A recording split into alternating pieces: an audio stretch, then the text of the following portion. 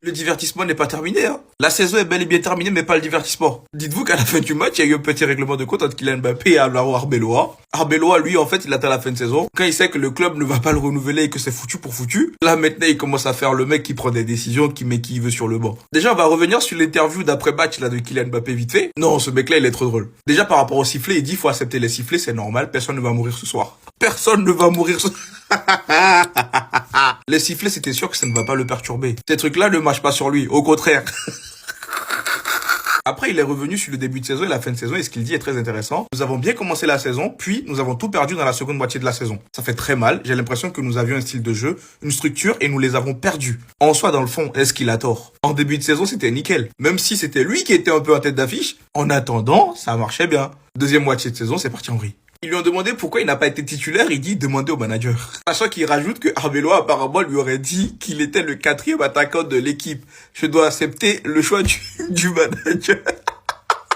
C'est Arbeloa qui a répondu après en conférence de presse, hein. Je suis l'entraîneur et je décide qui joue et qui ne joue pas. Peu importe leur nom. Toi, c'est maintenant que tu vas décider qui joue, qui ne joue pas, quand tu sais que c'est foutu pour foutu. Maintenant, tu vas faire le grand garçon. Quand tu disais c'est de ma faute, là. Tu savais pas qu'il fallait réagir à ce moment-là. Et après, Arbeloa, il rajoute, je n'ai pas dit à Mbappé qu'il était mon 4e attaquant. Il a probablement mal compris. Comment aurais-je pu dire ça? Je ne sais pas quoi dire. Non, les gars, je suis dépassé. Vous vous rappelez quand Kylian, il a parlé de la première moitié de saison, là, que c'était bien et tout? Arbeloa lui a répondu, hein. Mbappé a dit que l'équipe avait une structure en première mi-saison et l'a perdu en seconde. Ce serait acceptable de penser cela, sûrement qu'en première mi-saison, il a marqué plus de buts qu'en seconde. Et en soi, est-ce qu'il a tort? Est-ce qu'il a tort? Et je reviens sur Kylian, ils lui ont demandé est-ce qu'il a commis une erreur en allant en Italie? Parce que ça a fait polémique, les gens ils en ont pas trop parlé d'ailleurs. Et il répond non, j'ai commis une erreur en n'ayant remporté aucun titre cette saison. Et il a précisé même qu'il avait l'accord du club au final et qu'il n'était pas au final le seul joueur qui a quitté l'Espagne. Apparemment, il y a d'autres joueurs du club qui étaient partis également d'Espagne, mais au final, les gens ont fait une fixette sur lui, son séjour en Italie. Non, mais là, la fin de saison... Bref, ne vous mettez pas tout non plus, sinon on va passer la nuit. Dites-moi ce que vous en pensez dans les commentaires. Et surtout pour les réels posts, c'est ce qu'il vous reste à faire. Abonnez-vous. Et surtout, laissez-moi en rigoler, les gars. C'est la fin de saison. Après, vous allez me dire que je m'acharne sur Mbappé. Ouais, tous les jours, tu fais des nouvelles vidéos sur Mbappé. Mais les gars, tous les jours, il y a un nouveau truc avec lui. Est-ce que c'est de ma faute, les gars? Est-ce que c'est de ma faute, les frères, si tous les jours, il y a une nouvelle dinguerie avec ce joueur? Le mec, il a tellement craché sur le Real Madrid sur ces 2 dernières semaines, il a plus de salive. Quand tu vois dans un match comme ça, déjà que le mec, il s'est mis son public à dos. On a vu le public du Real Madrid lui a sifflé dessus. Le public du Real Madrid était contre lui, etc. C'est pas qu'il va se dire, on va se faire petit un petit peu. On va la jouer tranquille. Non, il rajoute une couche en conférence de presse. Il va t'inventer un mensonge lunaire, complètement lunaire, sur Arbeloa. Ouais, Arbeloa, il m'a mis sur le banc parce qu'il m'a dit que j'étais le 4e attaquant. Ah bon? Ah bon, Arbeloa, il t'a dit que t'étais le 4e attaquant du Real Madrid?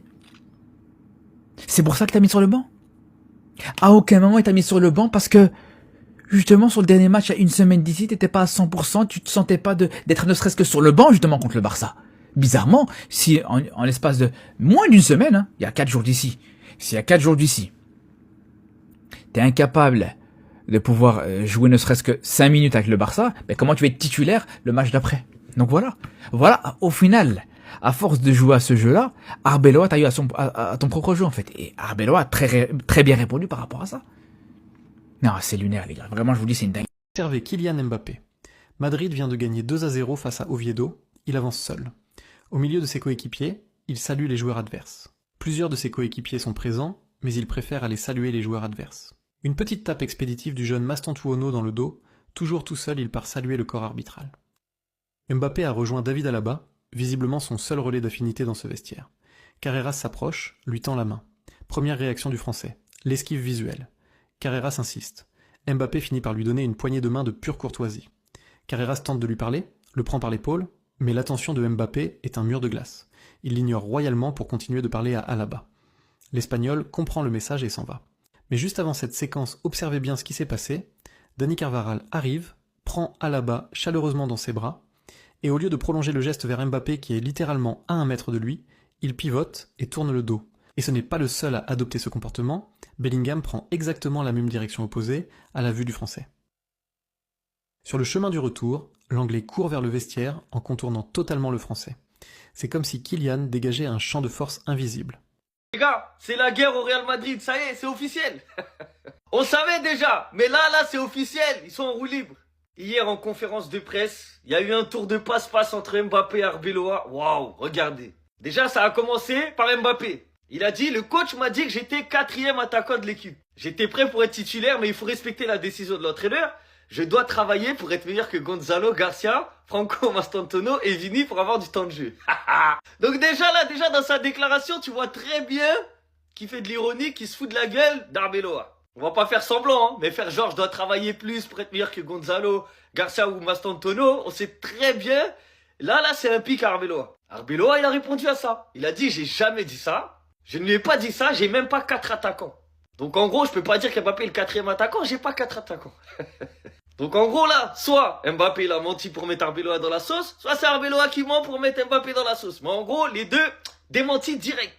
Et ça s'est pas fini comme ça. Mbappé qui était proche de Xabi Alonso, tout le monde le sait, il a déclaré, nous avons bien démarré la saison, puis nous avons tout perdu en deuxième partie de saison. J'ai l'impression que nous avions un style de jeu, une structure, et que nous avons tout perdu. Donc là, en fait, là, il tire à balles réelles sur Arbeloa. En mode, quand il y avait Xabi Alonso, on avait une structure, on avait un jeu. Quand lui, il est venu, on a tout perdu. Les gars, c'est une dinguerie ce qui se passe. Je sais pas si vous vous rendez compte, c'est une dinguerie. Du coup, Arbeloa, il a répondu. Les journalistes, ils lui ont dit ce que Mbappé, il a dit. Arbeloa, il a répondu. Il a dit qu'on avait une meilleure structure en première partie de saison. Peut-être qu'il marquait plus de buts en début de saison et moins maintenant. Oh, les gars, c'est chaud dans la ville. On vous dit c'est chaud, c'est chaud. Il n'y a plus personne qui se retient. Avant, ça tirait à blanc, maintenant, ça tire à balles réelles. Et Mbappé, pour enfoncer le clou, il dit, je regarde pas les conférences d'Arbeloa. Je sais même pas ce qu'il dit. J'ai la télé française, j'ai pas la télé espagnole à la maison. Donc moi, en gros, tout ce qu'il dit, j'écoute pas, je sais pas, je tombe pas dessus.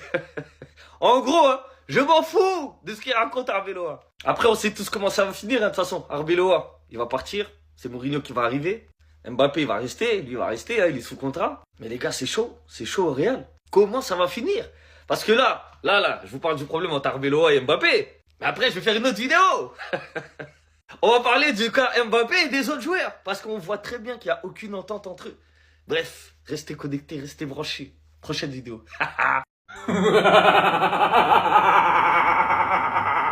Le Real est mort. Ils ont tendu un micro à cet homme. Il est entré en clash avec lui. Si vous avez raté les interviews d'après-match, Kylian, il a tout lâché. Je sais même pas par quoi commencer. Arbeloa m'a dit que j'étais ce soir le 4e attaquant de l'équipe derrière Vini, Gonzalo et Mastantuono. C'est son choix et je dois le respecter. Derrière ça, Arbeloa qui répond, j'ai eu une conversation avec lui et je ne sais pas ce qu'il a pu interpréter. Je peux comprendre qu'il ne soit pas content de ne pas jouer. Derrière, on a Arbeloa qui dit, tant que je suis sur cette chaise, c'est moi qui décide qui joue et qui ne joue pas. Je me moque de leur nom. S'ils aiment ça, tant mieux. Sinon, ils peuvent attendre le suivant. Alors là, ça part en cacahuète totale. Kylian qui dit, je regarde pas les conférences de presse d'Arbeloa. À la maison, j'ai la télévision française, pas la télé espagnole. Et ça, c'est que le début. Vous avez encore rien vu. Parce que pendant que le dictateur, là, il fait des bains de foule, comme s'il était acclamé, en tribune, on a des banderoles Pérez, va-t'en, qu'il a fait enlever. Kylian qui a dit, si j'ai fait une erreur en allant en Italie, j'ai fait une erreur en ne remportant pas de titre cette saison. Il a d'ailleurs ajouté, j'avais la permission du club et je n'étais pas le seul joueur à quitter l'Espagne.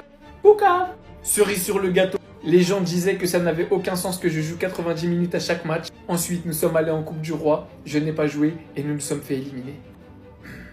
Les Parisiens, vous avez prévenu. Ça, c'était la saison 1 et là, on est en train de vivre la saison 2. Et Aquababe qui se mêle à tout ça encore une fois. Karim Benzema et d'autres anciens du Real Madrid ont une volonté commune. Empêcher Kylian d'être la star absolue du Real. Benzema soufflerait régulièrement à l'oreille d'Arbeloa, les deux anciens hermanos étant restés très proches. Kylian aurait d'ailleurs piqué Arbeloa en lui rappelant qu'avant sa gestion, au début de saison, il y avait selon lui une vraie idée de jeu. Est-ce qu'il voulait jouer le Classico à ce qui paraît? Ça m'a peiné de ne pas jouer le Classico, c'est un type de match que j'aime jouer, je marque toujours beaucoup de buts contre eux. Ouais, beaucoup de buts pour perdre. Parce qu'il s'est lâché Kylian. Pourquoi je n'ai pas été titulaire aujourd'hui? Demandez au coach. On a bien commencé la saison puis on a tout perdu. Du coup, il a bien rappelé qu'il ne quittera pas le Real, que Florentino Pérez est le meilleur président du monde de l'histoire du club, que le Real a la chance de l'avoir et que le traitement qu'il reçoit de la part des supporters est difficile. Il comprenait les sifflets, c'est une manière pour eux d'exprimer une opinion et qu'il ne le prend pas personnellement. Quand tu vois ma carrière, ça m'est arrivé déjà, c'est la vie d'un joueur du Real, d'un joueur célèbre comme moi. Et la dernière bombe où il tacle littéralement tous ses coéquipiers, tout le Real. Moi, je préfère parler ici avec vous, c'est clair, c'est plus direct, non? Je sais que beaucoup de gens ne parlent pas et je dois lire la presse pour savoir ce qu'ils pensent de moi. Vous avez compris, ils lui ont tendu un micro, il a décidé de saisir l'opportunité Et il a tout simplement vidé son sac. Je pense qu'on peut le dire clairement. C'est foutu au Real. Florentino Pérez qui nous fait une conférence de presse digne des enfers. Chouameni qui casse la gueule à Valverde. Arbeloa qui se rebelle et qui commence à tirer sur tous ses joueurs. Bellingham qui peut plus Rodaf Kylian qui lui fait pas de passe. Vinicius en crise existentielle. En tout cas, en tant que supporter barcelonais, je me suis régalé. Donc toi, tu sais ce qui t'attend et tu souris, tu rigoles comme ça en 4K. Tout le Bernabéu, hein. Et au final, sans aucun complexe pour lui qui pense déjà à sa Coupe du Monde, ça ne l'empêche pas en entrant de servir de point de fixation pour Jude Bellingham, qui va ici lui permettre de se projeter, tout en considérant la belle maîtrise technique de Bellingham à ce moment précis, qui va réussir à enchaîner d'une manière jusqu'à se présenter dans la surface et prendre ce tir, qui va permettre au Real Madrid de faire le break après un premier but de Gonzalo Garcia. Et ils ont d'ailleurs célébré d'une manière, hein, des gros câlins tous ensemble, avec tous les sifflements et la saison merdique forcément de Bellingham qui vient s'excuser auprès des supporters. Mais je suis désolé les gars, franchement c'est vraiment pas assez. Les Madrilènes, on a un cœur doux, on peut facilement se laisser accepter certaines choses, mais là, faudra beaucoup plus. De l'autre côté, en continuité de sa folie de ses dernières interviews, Florentino Pérez qui s'embrouille avec ses supporters, mais tout baigne. Tout baigne. Heureusement qu'on est tout simplement sur les derniers matchs. J'ai plus la tête, en fait, je suis fatigué les gars.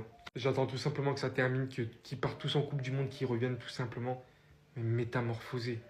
Et j'espère enfin une bonne saison du Real Madrid.